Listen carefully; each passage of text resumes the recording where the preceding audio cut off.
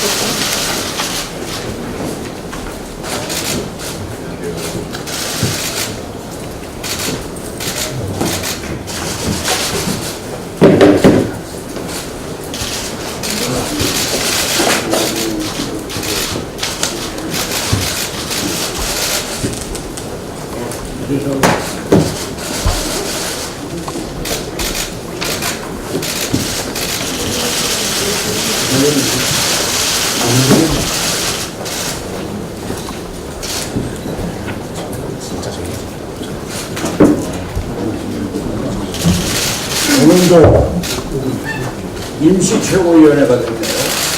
임시최고위원회를 개최하겠습니다.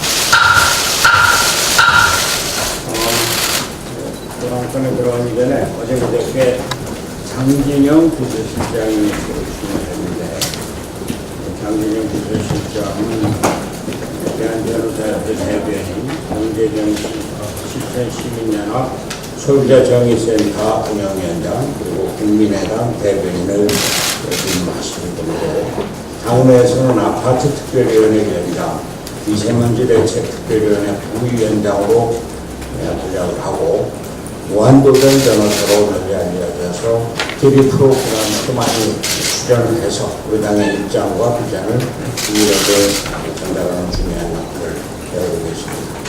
우리 장진영 비서실장 주변부터 간단히 인사만 한 말씀 하시고. 네, 새로 당대표 비서실장을 맡게 된 장진영입니다. 최입의 전 비서실장의 뒤를 이어서 손학규 대표를 보좌하게 됐습니다. 굉장히 어려운 시기입니다. 우리 당이 이 어려움을 잘 극복하고 국민들, 양당 체제에 염증을 느낀 국민들에게 선택의 기회를 반드시 드릴 수 있는 당으로 될 수 있도록 저도 열심히 돕겠습니다. 많이 듣고 열심히 뛰겠습니다. 감사합니다. 네. 어제 노무현 전 대통령 10주기 축도식에 다녀왔습니다. 미국의 부시 전 대통령을 비롯해서 전국적으로 대단히 많은 인파가 모였습니다. 노무현 대통령의 정신과 업적을 기리는 국민적인 추모 열기를 볼 수가 있었습니다. 사람 사는 세상, 지역균형 발전, 평화와 번영, 경로운 사회 건설, 또 이를 함께 이루려는 중도 정치, 중도 실용의 정치의 뜻을 실감할 수가 있었습니다. 그보다 명구스러웠었던 것은 많은 시민들이 저에게 박수를 보내고 격려를 해주고 또 악수를 청하고 하면서 힘내세요. 물러나면 안 됩니다. 지키셔야 돼요. 이런 말씀들을 많이 주셨습니다. 지난 5.18에서 광주에서도 많은 국민적인 격려가 있었습니다. 이런 격려를 받으면서 용기를 얻으면서도 참으로 부러웠습니다. 그러면서 노무현 대통령이 제안했던 대연정 제안, 개헌 제안, 이러한 것들이 생각이 났습니다. 많은 사람들이 제게 묻거나 또는 의문을 가진다고 합니다. 저런 꼴을 당하면서 왜 그만두지 않고 무슨 욕심에 저렇게 버티나, 이런 얘기들을 한다. 그렇습니다. 저에게는 욕심이 있습니다. 대통령과 패권 세력이 권력을 농단해서 나라 망치는 정치가 아닌, 국민이 주인되고 국회와 내각이 정치의 중심이 되는 정치를 만들겠다는 욕심입니다. 거대 양당의 극한적 대결 정치가 아닌 다당제 합의제 민주주의로 민생을 챙기는 실용 정치를 만들겠다는 것입니다. 바른미래당이 제3지대 중심이 되는 새로운 정치, 제3의 길을 열어가겠다는 것입니다. 연동형 비례대표제도 그래서 저의 목숨을 건 단식을 통해서 부족하나마 그 틀을 얻어내고 패스트트랙으로 그 논의의 틀을 만들어내는 것입니다. 선거제도 개혁은 우리나라 권력구조 개혁의 첫걸음일 뿐입니다. 우리가 추구하는 중도 정치는 이래서 필요한 것이고, 총선을 앞두고 양극의 정치로 회귀하려는 원심력을 무력화시키는 것은 이래서 요구되는 것입니다. 바른미래당을 지키려는 저의 노력은 이래서 필요한 것입니다. 우리 당을 둘러싼 갈등과 그로 인한 불성사나운 모습을 국민 여러분께 보여드릴 수밖에 없는 현실의 면목이었습니다. 참담한 심정입니다. 국민 여러분께 송구하다는 말씀을 드리지 않을 수가 없습니다. 특히 어르신에 대한 비하성 발언으로 상처를 입으신 전국의 어르신 여러분과 국민 여러분께 당을 대표하여 제가 대신 진심 어린 사과의 말씀을 드립니다. 하대경 최고위원께서 어제 사과의 글을 올리시고 밤늦게 저희 집에까지 찾아와서 저에게 사과를 했습니다. 저는 개인적으로는 사과를 하지 않아도 좋습니다. 또 그것이 진심이라면 사과를 얼마든지 부탁드립니다. 그러나 문제는 그것으로 끝나는 일이 아닙니다. 어르신 비하 발언에 대해서는 대한민국의 어르신들께 진심 어린 사과를 해야 합니다. 이는 정치인으로서 책임을 져야 할 뿐만 아니라 당의 지도부의 일원으로서 당의 공식 회의에서 국민한테 행한 발언인 만큼 당인으로서의 책임도 면할 길이 없기 때문입니다. 어르신 평화가 바른미래당의 공식적인 입장이 될 수 없기 때문입니다. 앞으로 바른미래당이 국민한테 책임 있는 공당으로서의 모습을 지켜나갈 수 있도록 최선을 다하겠습니다. 방금 말씀드렸습니다만 하태경 최고위원, 이준석 최고위원, 권은희 최고위원 세 분께서 다시 임시 최고위원회 소집 요구를 하셨습니다. 그 요구에 따라서 오늘도 임시 최고위원회를 소집하게 되었습니다. 최고위원 세 분께서는 총 8건의 안건 상정을 요구하셨는데 5개 안건에 대해서는 이미 입장을 말씀드렸으므로 다시 거론하지 않겠습니다. 그 외 새롭게 상정을 요구하신 3개의 안건에 대하여 당대표이자 최고위원회 의장으로서 저의 입장을 말씀드리겠습니다. 먼저 선거법 개정 협상 과정에서의 의원 전수 확대를 반대하는 것에 대한 최고위원회의 의결을 결정합니다. 이는 앞으로 전 계절 협상 과정에서 우리 당 원내대표의 책임하에 관련 상임위원들이 해야 할 권한과 책임으로 여기 최고위원회에서 사전에 내용에 제약을 가하는 것은 옳지 않으므로 의안으로 상정하지 않겠습니다.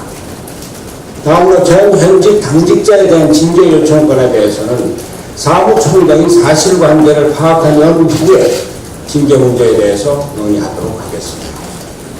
마지막으로 최고위원회, 당무위원회의 안건 상정 요건 등 당대표가 안건 상정을 거부할 수 있다는 것에 대한 유권 해석을 안건으로 정리해 주신 것을 요청하겠습니다. 유권 해석이라 하면 권한이 있는 기구나 기관에 의하여 규정의 의미 내용이 확정되고 설명되는 것을 의미합니다. 따라서 유권 해석을 요청할 때는 의미 내용의 확정과 설명이 필요한 규정이 무엇인지를 제시해야 할 것입니다. 그런데 요청하신 안건에는 유권 해석의 대상 규정이 없습니다. 해당 안건은 안건 상정의 요건이 충족되지 않아 상정이 불가하다는 점을 밝힙니다. 덧붙여 한 말씀 드리겠습니다. 최고위원회의 의장이자 당무위원회 의장인 당대표에게는 회의를 원활하게 진행시켜야 할 책임이 있습니다. 이를 위해 의장에게 의사정리권이 부여된다는 것은 민주적 회의 진행 원칙의 기본 원리입니다. 의사 정리권은 의사 기일을 결정할 권한, 안건의 상정 여부를 결정하는 권한 등을 포함한다는 것이 일반적인 해석이고 통념입니다. 당원과 당규에 따라 당 주요 회의의 의장 직무를 수행하고 있는 당 대표의 의사 정리권과 정당한 직무 수행을 인정해 주실 것을 이 자리를 빌려 최고위원님들께 다시 한번 부탁드립니다. 마지막으로 최고위원 세 분께 한 가지 더 당부의 말씀을 드리고 싶습니다. 당원 제32조와 당규 최고위원회 규정 제7조는 최고위원회 정례회의는 주 1회 이상 당대표가 소집하는 것을 원칙으로 하는 것을 명시하고 있습니다. 그러나 우리 당은 공당으로서 각종 이슈에 대해 입장을 밝힐 필요성과 당무의 연속성을 고려하여 관례적으로 최고위원회를 주 3회 이틀에 한 번씩 개최해 왔습니다. 그런데 정례회의에서 논의해도 충분한 일을 최고위원 세 분께서는 계속하여 임시회의 소집을 요구하고 계십니다. 임시회의가 계속되는 당이 정상적인 당의 모습입니다. 국민 여러분께서 우리 당을 어떻게 보시겠습니까? 어제만 해도 그렇습니다. 어제 저는 봉화마을에서 진행된 고 노무현 대통령 서거 10주기 추도식에 참석하고 왔는데 당 대표로서의 제 일정을 무시한 채 밤중에 임시회의 소집을 요구하는 것이 도리에 맞는 일입니까? 이런 식의 정치 싸움 이제 제발 그만했으면 합니다. 당이 분열하는 길입니다. 다음부터는 이러한 임시회 소집 요구는 받아들이지 않고 정기회의에서 처리하겠으니 양지해 주시기 바랍니다. 당대표로서 최고위원 세 분께 간곡히 말씀드립니다. 국민이 보는 다른 일에는 생각해 주십시오. 다른 말씀이 있으면 말하다만 일단 이것으로 마치겠습니다. 예, 원내대표입니다.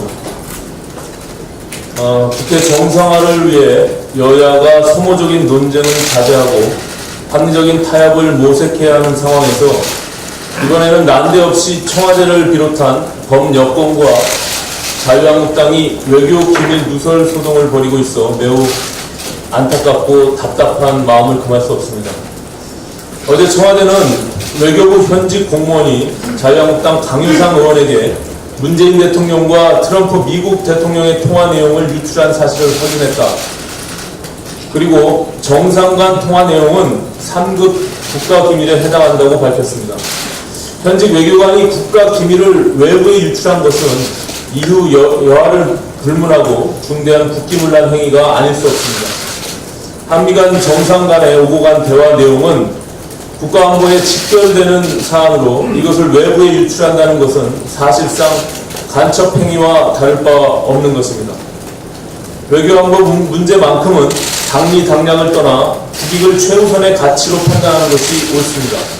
현직 외교관이 국가기밀을 외부에 유출한 것은 심각한 국익훼손으로 철저히 진상을 조사해서 관련자 전원에게 응당한 책임을 엄중히 물어야 할 것입니다. 외교부의 허술한 정보관리 체계도 문제가 아닐 수 없습니다. 대체 외교부는 평상시 보안 유지와 기밀관리를 어떻게 했기에 이처럼 어처구니 없는 일이 벌어질 수 있는지, 외교부 장관은 그 사이 무엇을 했는지 재발 방지 차원에서라도 엄정한 조사가 불가피합니다. 아울러 청와대는 야당과 정치 공방을 벌일 일이 아니라 애당초 강효상 의원이 통화 내용을 공개했을 때는 사실 무근이라고 했다가 뒤늦게 3급 국가기밀이 유출됐다고 말을 바꾸게 된 경위부터 국민 앞에 소상히 밝히는 것이 순서입니다. 청와대 당초 발표처럼 강효상 의원이 공개한 통화 내용이 사실 무근이라면 강 의원은 국가기밀을 누설하지 않은 것이 됩니다. 강효상 의원의 책임을 묻기 위해서라도 현직 외교관이 강 의원에게 누설한 3급 국가기밀은 대체 무엇이고 이를 강 의원이 어떻게 정치적으로 악용했는지가 확인돼야 할 것입니다. 청와대는 사실관계를 국민 앞에 낱낱이 밝힐 것을 촉구합니다. 다음은 당내 문제와 관련해 한 말씀 드리겠습니다. 신임 원내대표단이 출범하고 국회 정상화 협상을 진행하면서 모처럼 우리 바른미래당이 원내 제3당이자 캐스팅 보터로서 국민과 언론의 주목을 받고 있습니다. 그러나 당 대표의 진퇴 문제와 당 운영 방식을 둘러싸고 당내에서 연일 고성이 오고 가면서 바른미래당을 향한 국민들의 시선은 여전히 얼음장처럼 차가운 것이 부인할 수 없는 사실입니다. 존경하는 손학규 대표님께 부탁 말씀을 드리겠습니다. 영퇴를 거부하셨다면 당 운영이라도 민주적으로 해서 더 이상 잡음이 나지 않도록 해주십시오. 당원당규 절차에 따라 최고위원들이 최고위원회에 부의한 안건들은 당연히 논의에 붙여서 가부간 결정을 하는 것이 온당한 당의 운영 방식입니다. 최고위 안건 상정을 요청하는 것은 최고위에서 그것을 논의하고 의논하자는 뜻입니다. 그냥 당 대표께서 혼자 해석하고 그것을 거부하는 것은 민주적 운영 절차가 아니라고 생각합니다. 당 대표가 하고 싶은 일만 하는 것은 심각한 당원당규 위반이며 또 최고위원회의 기능을 마비시키는 당을 혼자 운영하겠다고 하는 반민주적인 운영이 아닐 수 없습니다. 다른 최고위원들이 제출한 안건들에 대해 더 이상 논의를 거부하지 마시고 당을 살리기 위한 합리적인 방안을 찾을 수 있도록 오늘이라도 안건을 상정해서 공당으로서 바른미래당의 위상을 바로 세워주실 것을 간곡히 당부드립니다. 이상입니다. 오늘 간단히 신상 발언만 하도록 하겠습니다. 어제 손 대표님 찾아뵙고 직접 사과를 드렸습니다.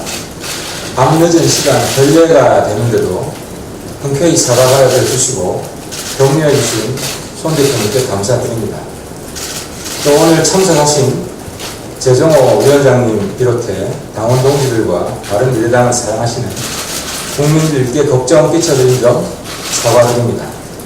당 혁신과 미래를 위해서 치열하게 다투고 논쟁하더라도 손 대표님 말씀처럼 정치의 근도를 넘지 않도록 노력하겠습니다.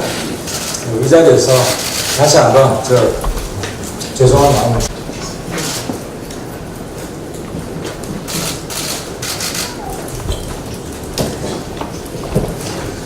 네, 5월 22일 제가 선관위를 방문해서 여론조사 의혹 관련 질의를 하였고 실제 조사 의뢰를 하고 왔습니다.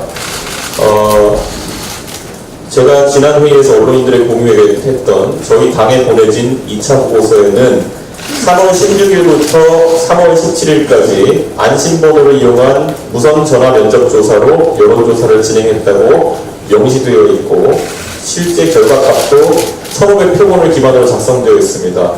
그런데 여론조사 회사가 무선 안심번호 조사를 하기 위해서는 선관위 정당과 또는 선관위 여론조사 심의위원회에 조사 10일 전 안심번호 발급 신청을 해야 한다고 합니다. 하지만 선관위 측에서는 해당 일자에 바른미래당 또는 해당 여론조사기관의 의뢰로 발급 요청된 안심번호가 없다고 확인해 주었습니다. 따라서 선관위 측에서는 해당 여론조사를 진행했을 수 없다고 확인해 주었습니다. 그래서 저희 보고서와 같은 결과값으로 여론조사 심의위원회에 등록된 언론사 의뢰 여론조사 데이터를 검증해 줄 것을 선거관리위원회에 요청하였고 약 2주 정도의 시간 동안 원 데이터를 철저하게 분석하여 허위 보고서인지 여부를 검증해 통보해 주겠다고 했습니다. 해당 선관위 조사의 결과에 따라 당 차원의 검찰 고발 여부를 검토해야 합니다. 따라서 다시 한번 긴급 안건으로 여론조사 의혹 조사특별위원회 설치를 건의합니다. 그리고 당대표께서 의원 정수 확대를 공개적으로 천명하시면서 바른미래당의 입장이 무엇인지에 대해서 많은 국민들이 선거법 개혁에 대한 진정성 자체를 의심하고 있습니다. 초기에 100% 연동 제도를 지향하던 당론에서 벗어나 새로운 당론 수렴 절차 없이 준연동제로 여당과의 패스트트랙의 합의에 초래되는 혼란의 연장선상에 우리는 있습니다. 지금까지의 협의 없는 일방적인 정책 판단이 당의 혼란을 가중시켰던 것을 염두에 두어야 합니다. 대표께서는 방금 원내대표가 협상 과정에서 유연성을 가질 수 있도록 지금 당의 입장을 확정짓지 말라고 하셨으나 이미 대표 본인께서 선제적인 발언으로 대외적으로 당의 입장을 천명하셨습니다.